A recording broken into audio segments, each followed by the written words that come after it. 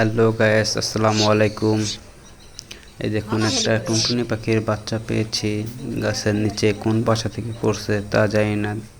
পিঁপড়ায় ধরছিল বাচ্চাটাকে, তাই উঠালাম।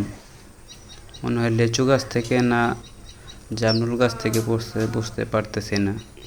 এই যে বারে বারে খালি ছুটে ছুটে উড়াল দেয়, ভালো করে উড়াল দিতে পারে না বাচ্চাটা।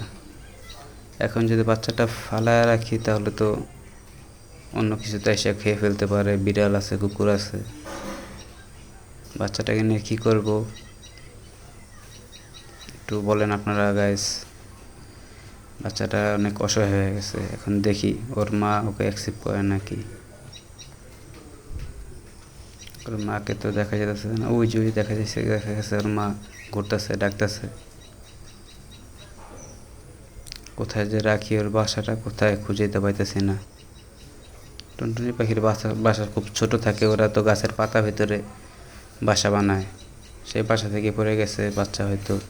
এই যে উপরে রাখছিলাম, আবার নিচে পড়ে গেছে। কি করবো এখন, দেখি কি করা যায়। এটাকে নিয়ে তো আর আমি রেস্কিউ করতে পারবো না। আমি তো ভালো করে কিছু জানি না তো এটা সম্পর্কে। কি খাওয়াবো, তবে দেখা যাবে যে একসময় মরে গেছে। দেখা যাক কি করা যায়। বাচ্চাটা খালি ছুটে যাচ্ছে হাতে থেকে, এই যে ছটফট করতেছে খালি। বাচ্চাটাকে কোথায় রাখবো, কোথায় রাখলে আবার কিসে খায় ফেলায়। বেল কুকুরে তো অভাব নেই।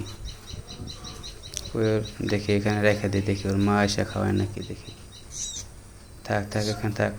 ও আবার হাতের উপরে চলে আসলো। কি করবো পাখিটাকে নিয়ে, যে আবার উড়াল দিয়ে পড়ে গেছে। ফালায় দিলেও তো বিড়াল কুকুরে খেয়ে ফেলবে, জীবনটাই শেষ। ওই যে ওর মা আসছে, ওই যে লিচু গাছে বসে আছে, ওই যে ডাকডাকি করতেছে। দেখা যাক কি করা